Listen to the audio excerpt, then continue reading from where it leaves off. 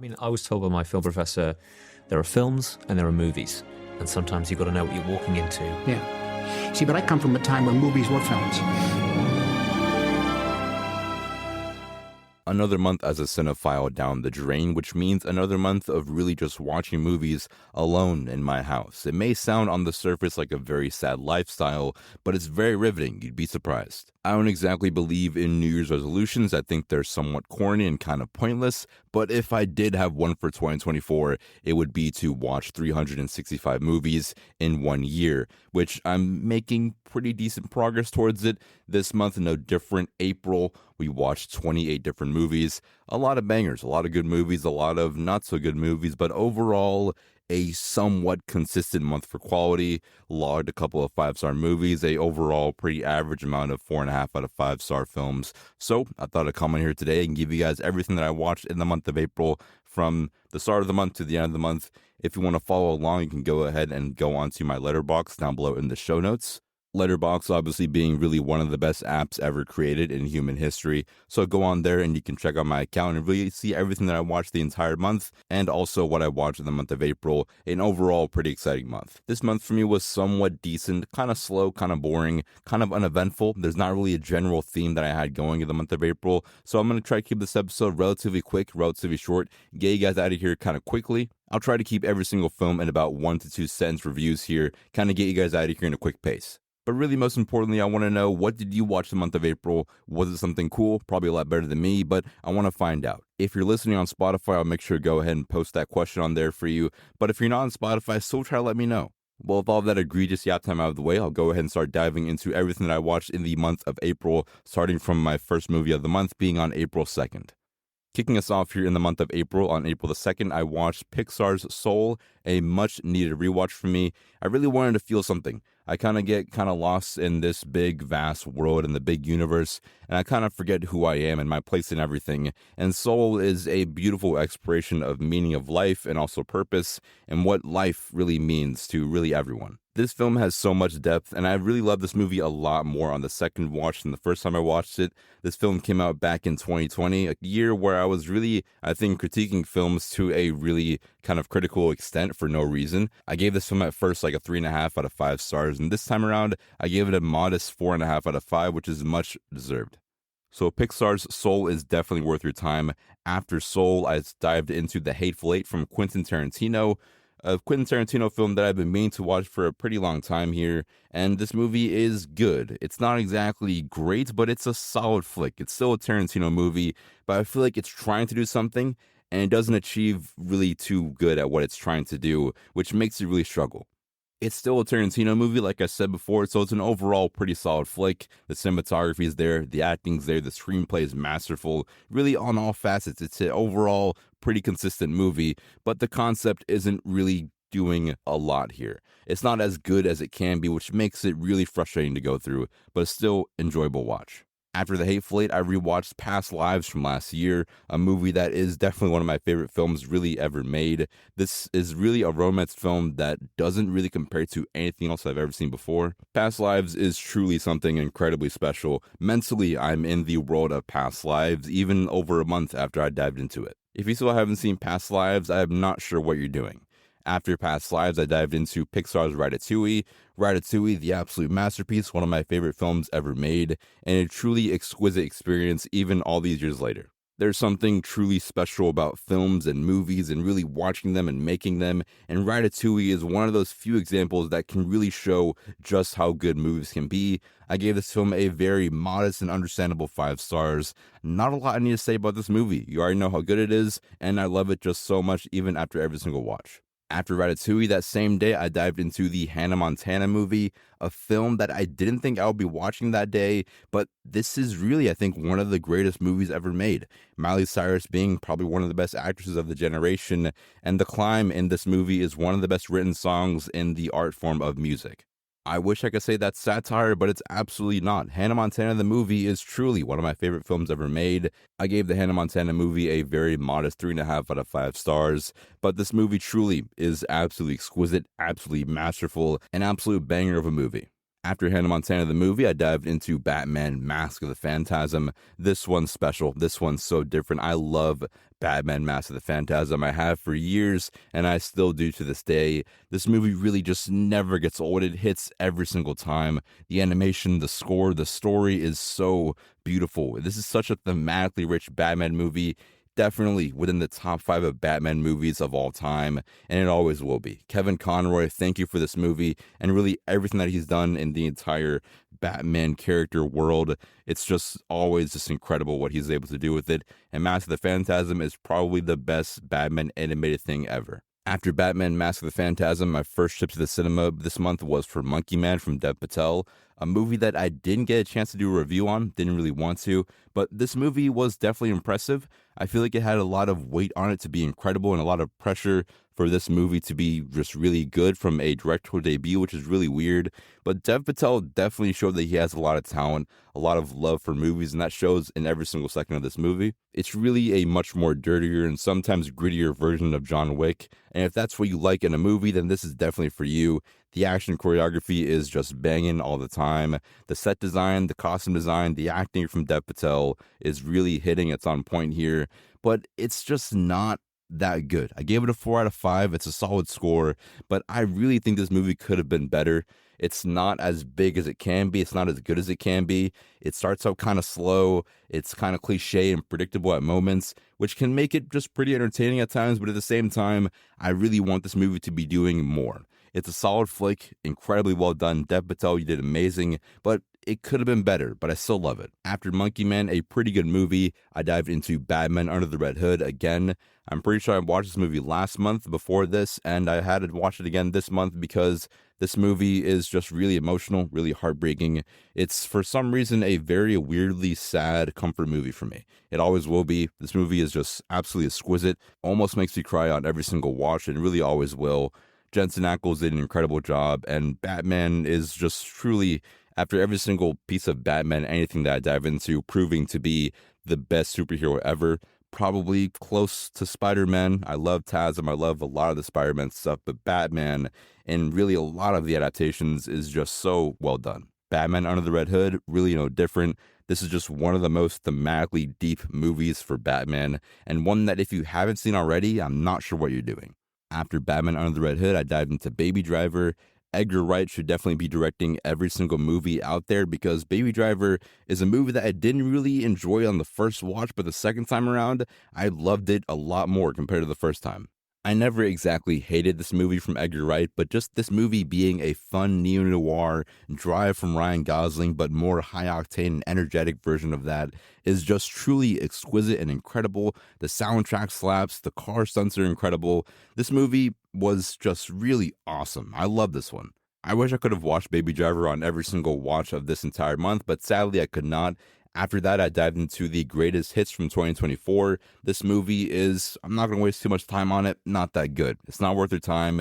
It's not terrible exactly, but it's just not good either. I gave it 3 out of 5 stars. The concept is really cool. It's pretty much about a girl whose boyfriend dies and she has to listen to music to travel back in time to a song that they were listening to.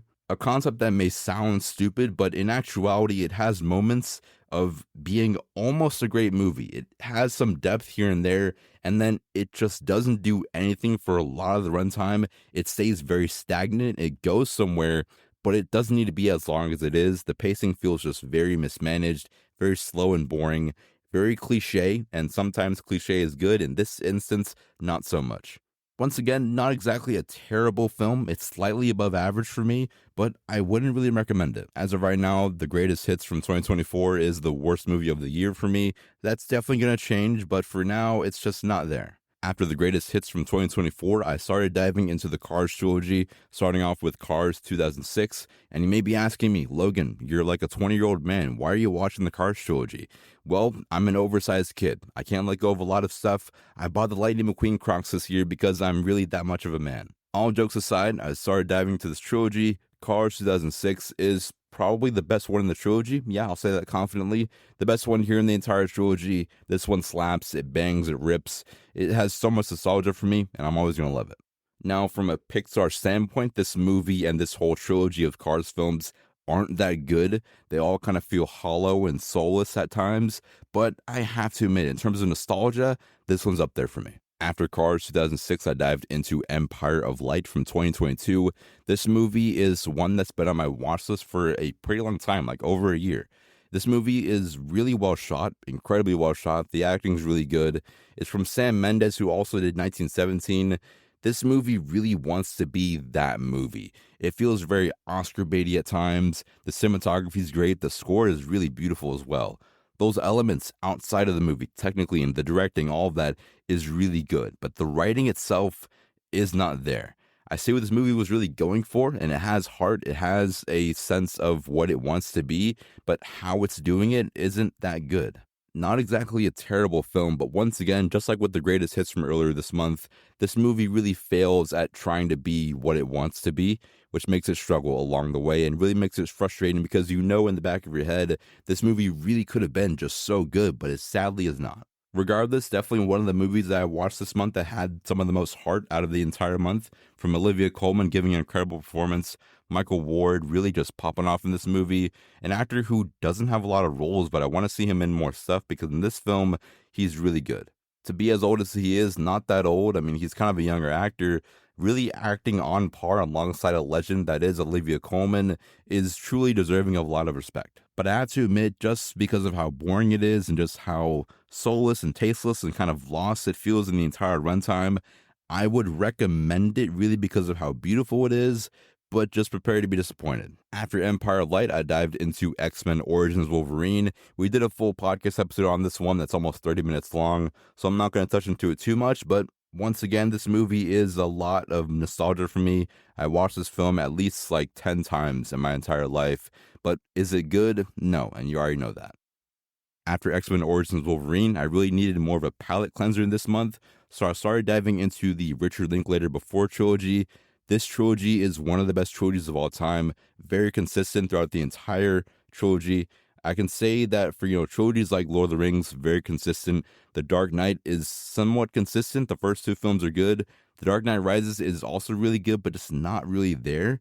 This trilogy, although is very not so much popular as compared to the Dark Knight trilogy and also Lord of the Rings, but this trilogy, the Before trilogy, is really better than a lot of the trilogies out there. I dived into the first film, Before Sunrise, and this movie is my favorite in the trilogy. This is a top 5 romance of all time.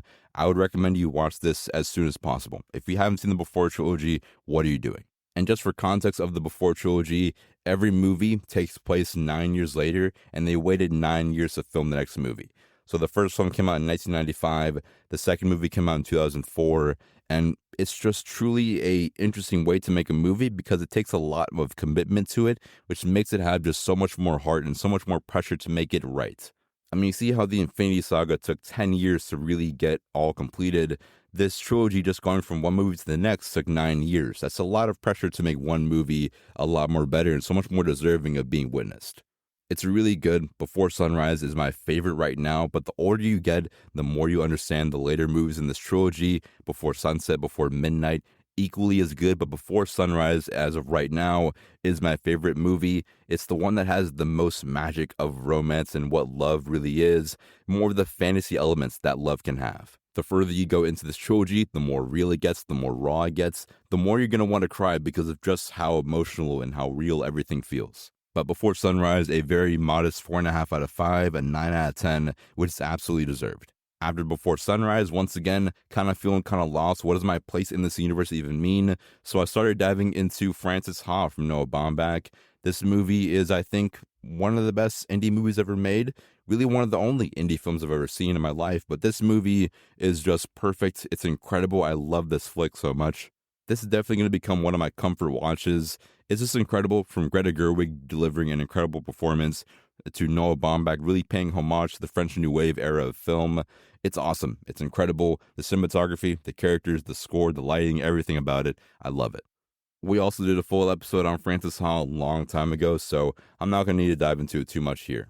After Frances Ha, I dived into Before Sunset from Richard Linklater. This movie takes place in 2004, and Before Sunset is, I think, one of the greatest sequels ever made. This one is the shortest in this trilogy, but it's just so good. It really just is worthy of waiting 9 years. For a movie that's only like an hour and 20 minutes long, it really just feels effortlessly incredible. But after Before Sunset, I had to go to the cinema for a second time this month to see Civil War. And this movie I'd seen get a lot of divisiveness online, but Civil War is definitely a divisive movie because the Civil War in this movie isn't even the biggest part of the film, which is very weird. But Civil War, I think, is a very well done movie.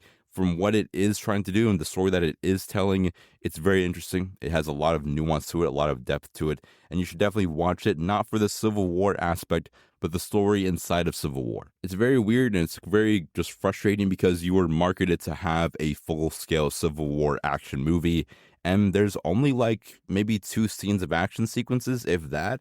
It's kind of a small movie, and it's kind of more about the characters than the actual war itself. It definitely offers for a very cool set piece and almost like a backdrop to this movie. But if this film took place in Pakistan or Afghanistan inside of 2024, the movie would be really no different. We don't even know exactly why the Civil War started inside of Civil War, which can be really frustrating, then also at the same time kind of what makes it that much better. I'm really conflicted between loving this movie and also hating it. I gave it a 4 out of 5 though. I really enjoyed it for what it was, but I can't deny that if you are frustrated by the movie, I definitely understand why. After Civil War, I dived into Little Women from Greta Gerwig, and Little Women from Greta Gerwig is maybe her best movie. Lady Bird is a banger. I love Lady Bird, but Little Women is really something special. I mean, yeah, I know that, Lady Bird is really the obvious, hey, this is her best movie, but Little Women, if you haven't seen that already, or if you haven't seen it in a while, this movie is so much better on rewatch, or even the first watch, this movie's really good, but after I watched it again, I really was able to see just how good this movie was. I'm a 20-year-old man, and I'm even thinking about going to the store and buying a copy of Little Women to pick up and start reading through. The acting's incredible, the score is incredible, the cinematography is absolutely masterful. On all facets, this movie is firing on just such incredible filmmaking. If you haven't seen Little Women, what are you doing? I'm probably going to watch it again right after I record this episode because it's just that good. After Little Women, dived into Cars 2. This movie is really well known for being one of the worst films ever made. And although I will admit this movie is very dumb and one of the dumbest decisions that a studio can ever make in their entire life, I think that Cars 2 is enjoyable. It's entertaining. I watched this movie once again, maybe like 10, 15 times in my entire life, so it has a lot of nostalgia for me. I think Mater being the main character is a very just not smart decision to take that large of a jump from the first film to this movie, when you really should have focused on Lightning McQueen and making him a better character, and this trilogy really being a character-driven trilogy. And this movie was definitely just a large setback for them in terms of what this trilogy could be. But still, for what it is, Cars 2, it's really more of a pipe dream of a movie that was written by a fan, but I still have to admit this movie is very enjoyable. It's very fun and entertaining. Despite the stupidity, I had a fun time. I can't lie. After Cars 2, dived into The Master from Paul Thomas Anderson, and Paul Thomas Anderson is easily one of my favorite directors of all time. He's hit that level for me. He's hit that point for me. From There Will Be Blood to the incredible movie that is Licorice Pizza. Not a lot of people know about Licorice Pizza, but Licorice Pizza, probably his best movie, to Phantom Thread, to The Master now that I watched. Master is really a very interesting movie. It's very complex. It doesn't do a lot of telling the audience exactly what it's about, which is kind of what makes it good. I noticed that Paul Thomas Anderson is a kind of director that tells you the story, but he doesn't really just kind of spoon feed you all of the exposition, all the information, who these characters are, who their motives are, what this movie's about. It's not really all laid out there for you, which for me makes the film more interesting. For other people, it makes it kind of frustrating, which I can't really argue with. I was reading a review from Roger Ebert, who watched the movie at a festival or whatever, and then he said that it's good and it's shot really well, the acting's all there, everything is good, but what is it trying to tell, which isn't really all laid out there. For me, I was able to kind of pick up exactly what the film's themes are, which makes it that much more interesting and intriguing. I'm not going to say it here, but for other people, it may not be all laid out for them. They may not see it on first watch, which can be interesting. I don't think that movies need to be exactly spoon-fed to the audience. We sometimes don't need to know everything. Sometimes we aren't really obligated to know everything about a movie, and that kind of bends the rules. It breaks a lot of big rules to a lot of big filmmakers. But for Paul Thomas Anderson, I think that's just kind of a cooler way to go about filmmaking. But as for The Master, go watch it. If you love anything from Paul Thomas Anderson, this one's really good. I wouldn't really recommend you to start with The Master. I say start with like Licorice Pizza or Phantom Thread and then go into some things like this, but this one's really good. I can't lie. After The Master, I dive into The Iron Claw from last year, a film that I really missed out on, and I'm really sad that I missed out on seeing this in theaters. The Iron Claw is incredible. It's really good. This is one of the most tragic films of the decade so far. One of my favorite films of the decade as well. This movie is just incredibly well shot, incredibly acted. Zac Efron was truly robbed of an Oscar, and this movie speaks for itself. I'm not going to say a lot about it. It's really sad, really tragic, makes me want to cry, but movies speak for themselves a lot of the time, and this movie says enough for itself, and I can never do it justice in anything. I would recommend you watch it like right now. As of this recording, I don't think that The Iron Claw is streaming anymore exactly, but I rented it, and it's definitely worth every penny. I can confirm that. All right, so we've got a few more films to dive into before we head out of here. The next film after The Iron Claw was X-Men First Class. This is for an X-Men-centric episode, so I'll kind of save my yapping for then. But a quick little review, X-Men First Class, incredible. It's really good. Not as good as I remember, but I really enjoyed it. I watched X-Men First Class a lot growing up. It came out in 2011. FX and TNT and FXX, whatever. They play this movie at least like 5 times a week. So I watch this film at least like 10 times a year. So I love X-Men First Class, always will, always going to have a little bit of nostalgia for me, and it never gets old. After X-Men First Class, I watched Over the Hedge, another episode that's going to be happening pretty soon here. Going to be getting its own like 40-minute podcast episode, so kind of save my yapping for then. But TLDR, this movie makes me really emotional, really sad. I love it. I've watched it twice this year, like 5, 6 times last year. I can't remember, but I love it. It's really good. That same day I watched Over the Hedge, I went to the IMAX theater to see Hereditary. This was a one-night only thing with A24 and IMAX. This movie on IMAX screen is just really incredible. I never really saw this film until I saw it in IMAX. After I saw Hereditary, it kind of just infused my love of movies a little bit more, because seeing a film in the theater with an audience, a group of strangers that you never met before, it just adds this beautiful, euphoric experience to really anything in life. I still remember a lot of theater experiences like it was yesterday. I can go through a theater experience from like 5 years ago, 6 years ago, 10 years ago, and I'll remember it just absolutely perfectly. Hereditary is incredible. It's a horror masterpiece that you should definitely go see.